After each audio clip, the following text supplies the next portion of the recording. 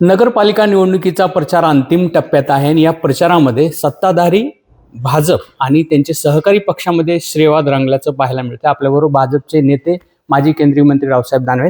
दानवे साहेब, अजितदादा म्हणतात तिजोरी आमच्या हातात आहे, तिकडे गुलाबराव पाटील म्हणतात अ, अ, आमच्या नगरविकास खात्यामध्ये माल आहे, पुन्हा इकडे सत्तार सुद्धा म्हणतात की तिजोरीच्या चाव्या आमच्याकडे आहेत. म्हणजे नेमकं कोण जनतेला मदत करू शकेल, सहकार्य करू शकेल या तिजोरीच्या माध्यमातून? खरं तर या राज्याची तिजोरी ज्याला राज्याचं मुख्यमंत्री आहे, 12 कोटी लोकांनी बनवलं, त्या मुख्यमंत्र्याच्या हातात असते. पण आमचे मुख्यमंत्री हे राज्याचं एखादं धोरण ठरवताना आमचे जे मित्रपक्ष आहेत त्यांच्यासोबत चर्चा करतात. आणि जी काही तिजोरी, या तिजोरीवर खऱ्या अर्थानं अधिकार जो आहे तो या राज्यातल्या 12 कोटी जनतेचा आहे.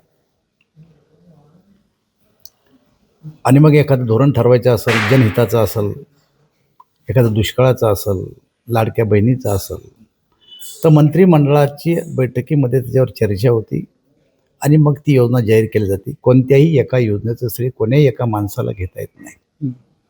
जी कोणती योजना असेल त्याचं श्रेय सगळ्यांना मिळतं, पण या राज्याचा प्रमुख मुख्यमंत्री असतो आणि साऱ्या चाव्या या मुख्यमंत्र्याच्या हातात असतात. तुम्हीच आता एक विषय काढला, लाडक्या बहिणीच्या योजनेहून सुद्धा श्रेयवाद रंगलेला पाहायला मिळते. मुख्यमंत्र्यांनी, तत्कालिक मुख्यमंत्री एकनाथ शिंदेची ही योजना आहे असा दावा केला जातो. पंकजा मुंडे म्हणतात लाडकी बहीण संकल्पना ही माझीच आहे.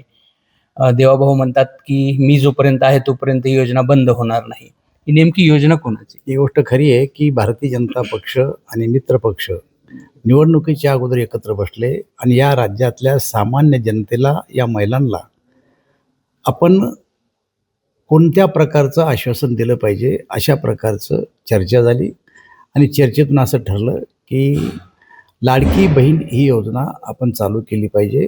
तिन्ही पक्षांचं एकमत झालं आणि सगळ्यांनी एकत्रितरित्या ही योजना आम्ही लागू करू अशा प्रकारचा निर्णय केला. भारतीय जनता पक्षाने सुद्धा आपल्या जाहीरनाम्यामध्ये असं म्हणलं होतं की जर आम्ही निवडून आलो तर लाडक्या बहिणीला आम्ही ही योजना सुरू करू. त्यावेळेस काँग्रेसनं आमच्यावर टीका केली की निवडणुकीपुरती ही योजना आहे, निवडणूक संपल्यावर आणि जिंकल्यावर ही योजना भारतीय जनता पार्टी किंवा त्यांचे मित्रपक्ष लागू करणार नाही. पण आम्ही आश्वासन दिलं होतं, आश्वासनाप्रमाणे आम्हाला मतदान दिलं आणि आम्ही निवडून आलो. निवडून आल्याच्या नंतर ही योजना आम्ही आत्ताही चालू ठेवली. आणि मग राज्याचं प्रमुख मुख्यमंत्री म्हणून जेव्हा जेव्हा कधी अशा प्रकारचे प्रश्न निर्माण होतात किंवा मला लोकांच्या मनात शंका येते तेव्हा खुलासा ते करतात की मी आहे तोपर्यंत ही योजना बंद होऊ देणार नाही. याच्यामध्ये काही चूक नाही. ती कोण्या एका माणसाची योजना नाही आहे, ती सामूहिक निर्णय करून सरकारची ती योजना आहे. आता अनेक ठिकाणी मित्रपक्ष, तुम्ही म्हणजे अजितदादांची राष्ट्रवादी असेल, एकनाथ शिंदेची शिवसेना असेल, वेगवेगळे लढत आता अनेक नगरपालिकांमध्ये. तिन्ही पक्ष म्हणतात की लाडकी बहीण आम्ही योजना आणली. बरं, ह्या तिन्ही पक्षापैकी लाडकी बहीण कुणाला मतदान करतील भरपूर असं वाटतं? नक्कीच भारतीय जनता पार्टीला. काय काय बघा, 14, 19 आणि आता 25 या कालखंडात जेवढ्या निवडणुका झाल्या, एक छोळला एक लोकसभा जर सोडली तर साऱ्या निवडणुकीमध्ये आम्ही नंबर 1चा पक्ष आहे. आणि त्यामुळं सामान्य जनतेला जवळचा पक्ष जर कोणता वाटत तर तो भारतीय जनता पक्ष आहे. आणि म्हणून आम्ही सतत जिंकत आलो. मागच्या महापालिका, मागच्या नगरपालिका, मागच्या जिल्हा परिषदा भारतीय जनता पक्ष हा सगळ्यात मोठा पक्ष ठरलेला आहे.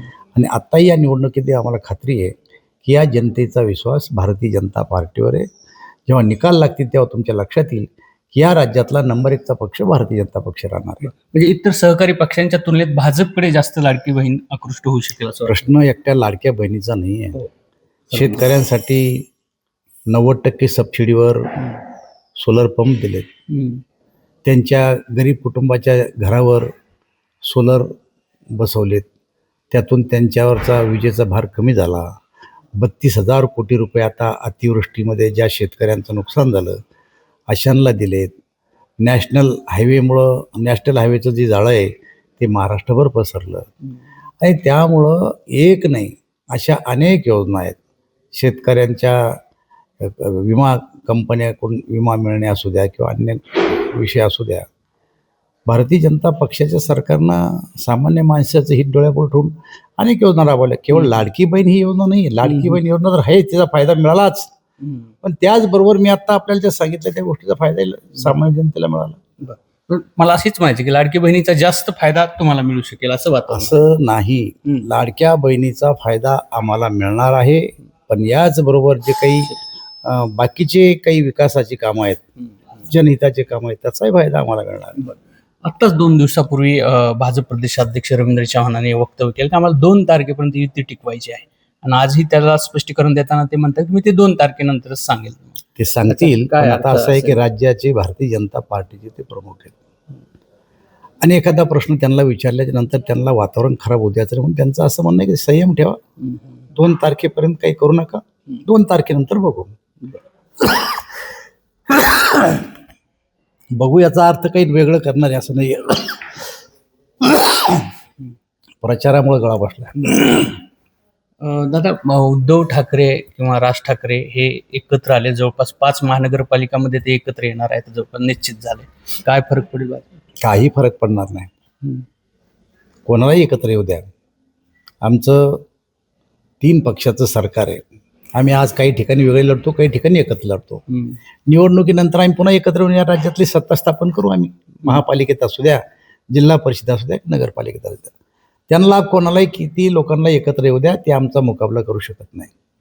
मुंबईमध्ये काही बिलकुल काही होणार नाही. मोठ्या म्हणजे नगरपालिकेच्या प्रचारामध्ये अब्दुल सत्तार सुद्धा फिरत आहे. सिल्लोडच्या नगरपालिकेमध्ये आम्ही परत सत्तेत येणार अशा प्रकारचा त्यांचा दावा. सामाजिक समीकरण सिल्लोड शहराचं असं आहे की त्यांच्या नात्या गोत्यातले जेवढे काही तिथं रहिवासी त्यांच्या समाजाचे, त्यांचे सगळ्यांचे जावयाचे, मुलींचे, सगळ्या नातेवाईकांचे नाव ते सिल्लोडमध्ये आणून भरलेत. 16,000 मताची लीड त्यांना विधानसभेमध्ये जिंकलेच 2200. मग त्यांना नैसर्गिकरित्या जन्म त्यांनी तिथं घेतला, आणि खुद के गली में हो तो शेर बताते, बाहेर येऊन एखादी निवडणूक लढा, एखादी लोकसभा लढा. त्यामुळं त्या ठिकाणचं सामाजिक समीकरण असल्यामुळे ते तसं बोलतात. हुशार माणूस तिथे ते शेअर समजतात स्वतः. हा, मग काय, कारण ते सामाजिक समीकरण तसं आहे. आणि त्यामुळं आता SIR आलंय, बघू SIR मध्ये काय काय होतं. त्यामुळं त्या ठिकाणी अनेक गावातली आणून नावं दाखल केले. काजीचं वरुड औरंगाबाद जिल्ह्यातलं, तिथले नाव तिथं असण्याचं काय कारण आहे? भोकरदनची नाव तिथं असण्याचं काय कारण? मी काढून देऊ का तुम्हाला नाव? बोगस नाव. हा, बोगस नाव आहेत. म्हणजे बोगस तर सोडा, या माणसाचं नाव बूथ नंबर 1 मध्ये असेल तर त्याच माणसं 2 मध्ये, त्याच माणसं 3 मध्ये, त्याच माणसं 4 मध्ये, एक माणूस साऱ्या बूथवर मतदान करतो. असे रिपीट नाव आहेत सगळे सगळे. हे सगळं विधानसभेत एक माणसाचं नाव जे 2 नंबर मध्ये असेल तो 3 मध्ये बी आहे, तो 4 मध्ये, तोच 5 मध्ये, सारी फॅमिलीची फॅमिली त्यांची. नगरपालिकेत हेच होईल म्हणते. 100% हेच होईल, दुसरं काय होणार आहे? म्हणजे हे इलिगल पद्धतीने निवडणूक जिंकली असं तुमचं मत आहे? हो, एक मी नाही म्हणत, सिल्लोड तालुक्यातली सारी जनता म्हणते. चला, भोकरांचे नाव देऊ काढून मी तुम्हाला, काजीचे वरुडचे नाव देऊ मी काढून तुम्हाला. चला, चॅलेंज करा, कोणाही चॅलेंज, त्यांनी स्वतःला चॅलेंज करा, मला कोणी चॅलेंज करा, मी नाव काढून देतो तुम्हाला. आणि काढूनही ठेवले आम्ही नाव. ते SIR आलं तर दाखवू.